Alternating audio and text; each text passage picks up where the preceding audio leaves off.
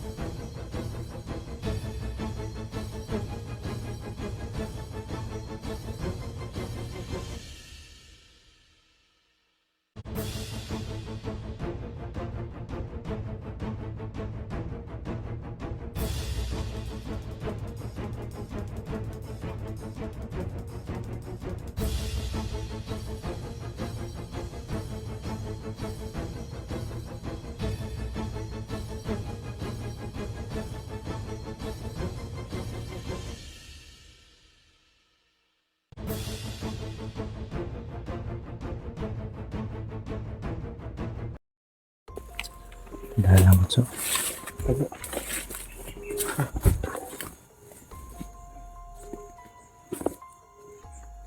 Parang may mga presensya dun sa unahan, bunso. Mga idol. Dito na po kami banda. Yan. Doon pa po banda yung kampo ni Medalyon. Kasi nung napuntahan namin yung mga bahay, mga bantay lang yung andun eh. Wala siya doon. At parang nararamdaman ko na mula dito yung presensya ni Medalyon. Sobrang lakas niya ngayon, bunso. Yung presensya ni Medalyon, sobrang lakas ngayon. Kaya nga bro. Kahit dito bro, abot pa rin bro. Halos magka-pantay lang kami ng ng lakas ngayon. Buti na lang nakapaghanda tayo. Buti na lang mga idol. May depensa na tayo. Kabal. Kung wala lang mga orasyon yung mga bala nila, hindi tayo matatablan. Sa akin lang bro, ang problema sa akin bro, hindi nakasama yung gabay ko bro. Hindi kasi naka-ritual nung galing tayo doon sa Kaya nga bro. Wala kasi kami pambili ng mga gamit para sa ritual. May mga pa yan, may mga ingredients pa yan nagagawa. Mga Wala muna ako kasamang gabay ngayon. Pero may protection naman siya ng kabal. Huwag ka lang magpapahawak. Ha? Baka ma-hypnotize ka. Delikado. Sa lakas ni Medalyon ngayon na nararamdaman ko. Kaya ko naman. Kaya kong tapatan yung lakas niya, pero problema lang. Okay lang sana kung siya lang mag-isa. Kaya nga bro. Oo. Di bale. May 3 naman kaming kasama eh. Panginoon. Especially yung Panginoon, mga idol. At yung 2 gabay. 2 gumagabay sa akin. Isang diwata. At yung gabay ko mula pa noon. No? So,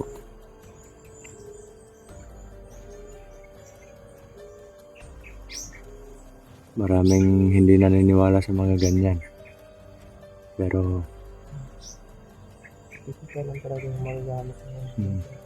siyempre, hindi naman nakikita sa camera yung mga ganon. Mga gabay namin. Pero, alam natin na may Panginoon. Kung may Panginoon, mayroon din mga ganyan. Kasi demonic. Spiritual yan eh.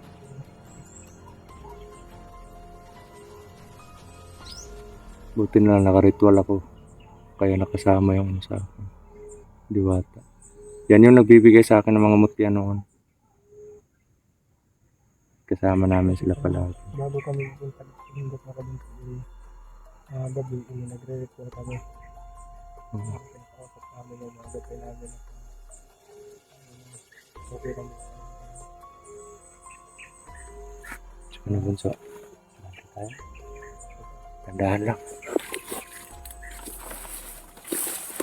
Pag nakita natin si medallion, kung kaya nating tapusin, kung kaya nating magawa ng paraan, eh, huwag na natin bigyan ng pagkakataon. Para bisa makaano.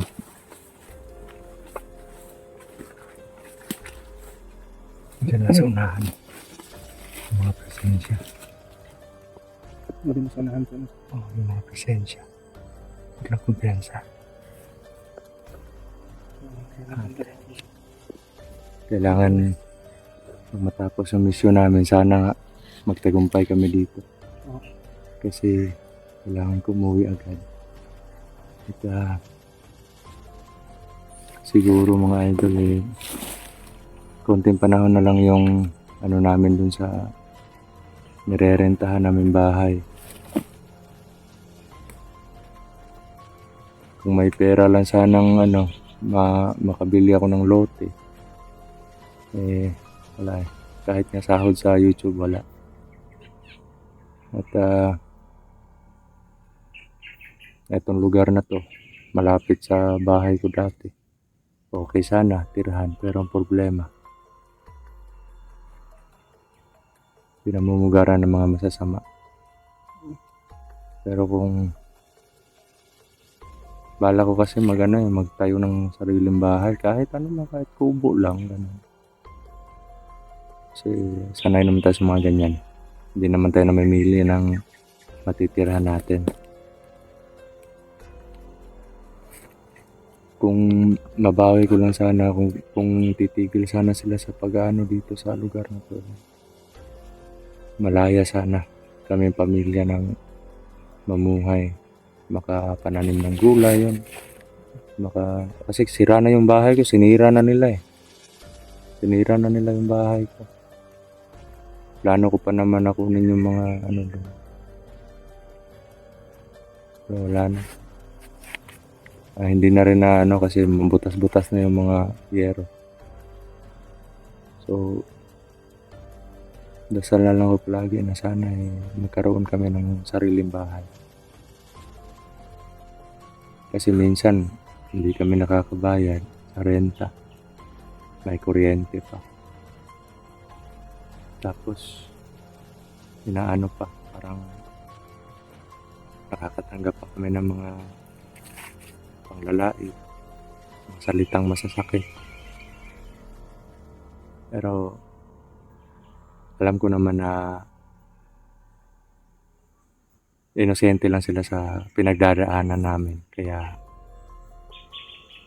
pinapabayaan niya. Tinatanggap ko na lang yung mga masasakit na salita. Pero, kalaban pa rin. Minsan, naisip ko na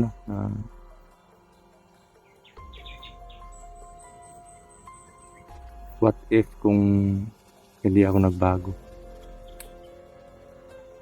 Kung ano yung hirap na dinanas namin ngayon, mas mahirap pa siguro yung buhay ko kung hindi ako nagbago para sa pamilya ko. At sa prinsipyo ko, pinakaayaw ko po yung makagawa ng kasalanan. Pumatay ng mga inosente, ng biktima. Kaya kahit na manganib yung buhay ko,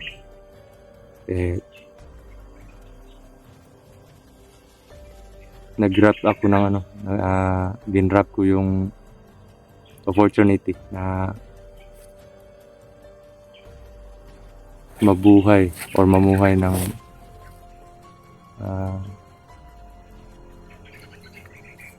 ibang buhay tulad ngayon na Mga kasama ko dati, hinahunting ko na ngayon. Parang ano lang, hinahunting nila ako. Hinahunting ko din sila. Ganun lang. Kasi kaya ako ayaw ko din lumiit ang mundo ng pamilya ko. Ayaw ko lumiit yung mundo ko. Kasi may mga pangarap ako para sa mga anak ko, pamilya ko. Yung mga pangarap ko dati, na ako lang, wala pa akong pamilya. Kinalimutan ko na yon. May bagong pangarap ako para sa pamilya ko, mga anak ko. Ganun. So, yun.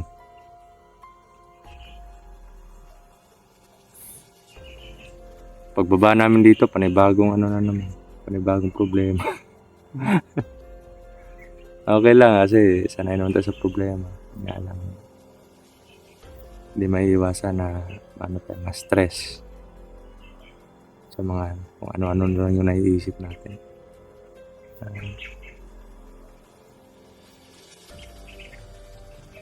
Buti pa sa ganito, ganyan. Dahil sa stress. So, kaya naman. At least na magpapasalamat din ako sa Panginoon dun sa mga binibigay niyang mga pagsubok, kasi the way na nalalampasan ko po yun, napifeel ko po mas nagiging matatag yung pagkatao ko habang humaharap sa mga problema at nalalampasan. So, yun. Alam ko naman na may mga problemado din na mas problemado pa sa akin. Kaya laban lang tayo mga bro, mga sis. Laban lang tayo. Kaya hindi rin naman ako makahanap ng trabaho kasi may pangalan ako bilang isang mananabas eh. Tatakot sila sa mga ganun. Kaya, pero, alam yun. So ano, hante tayo. Puti pa si Bunso. Ang ganda ng ibang mas na yung ginamit mo. Oo. Mabaho na yung isa. Mabaho na yung isa. Ka-explore lang, prani. Yan na naman. Para Yan. na akong holdapper. Tara. Hanap tayo ng Hanap tayo ng strategy para makalapit tayo dun sa at malapitan natin si Medallion. Tara. Kasi ang mission natin dito, baka may mga bihat pa sila dyan. Kaya nga bro, saka yung parang may nakikita ko naglalakad dun banda bro. Ang banda. Dun banda. Sa hindi ko masyado makita kasi may mga mga puno. Tara, punta natin. Dahan lang. Yuko lang, yuko.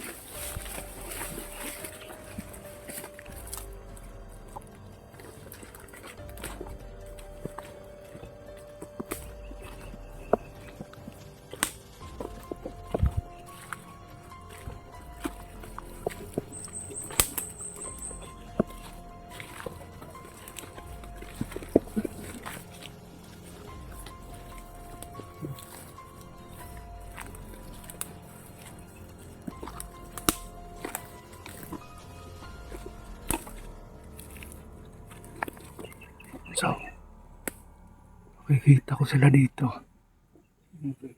May mga dalang baril. Yun o, yung isa. Yung mga idol. Pero isa lang yung nakikita ko eh. Yun o, yan, may lumapit.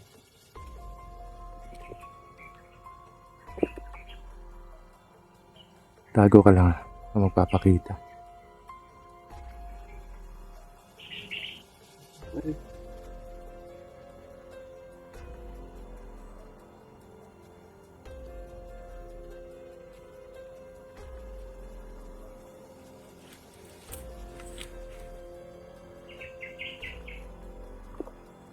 Tago lang.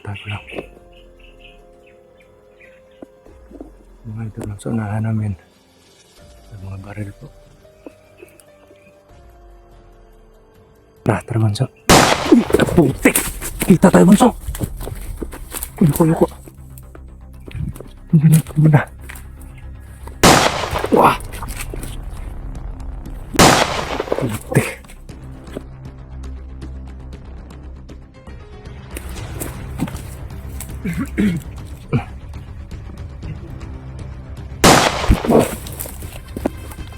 Parang walang orasyon yung mga ano nila bunso. Tingnan po. Parang kaya lang to. Akala ko po. Oh.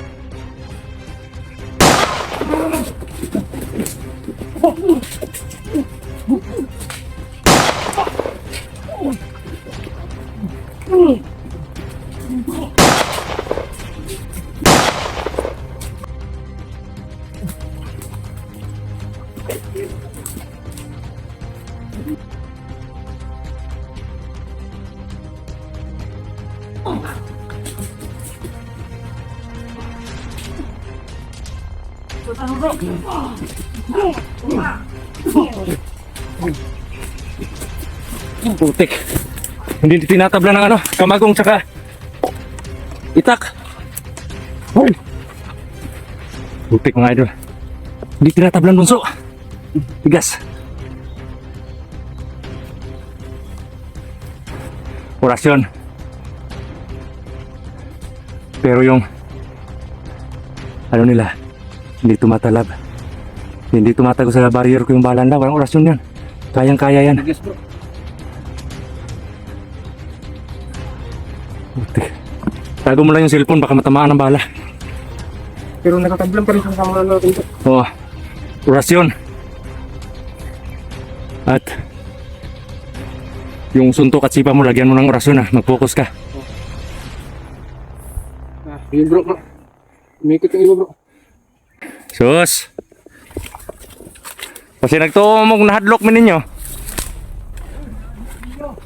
Kanang po sel ninyo, dagyan po na mo bra. Dili mo madutlan sa mua.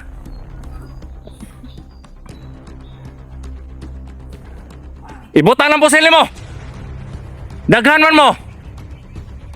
Pakita ng pagkalalaki ninyo.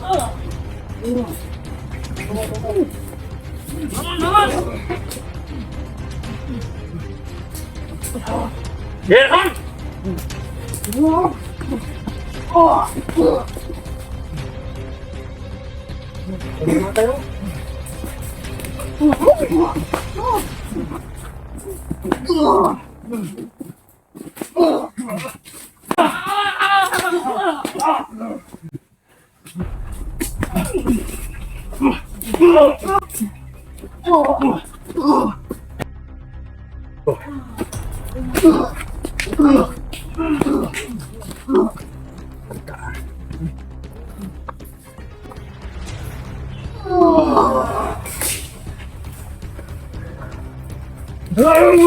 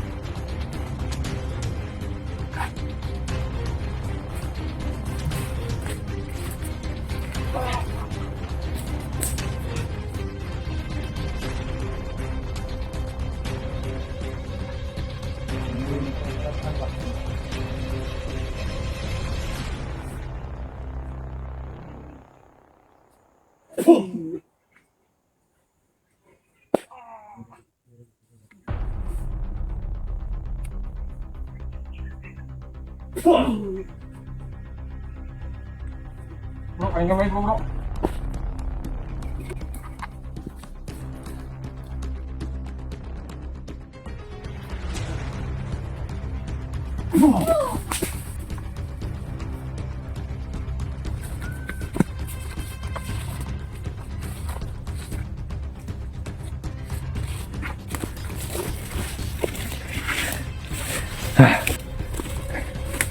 Alam kita, bro. Mati ta. Tara.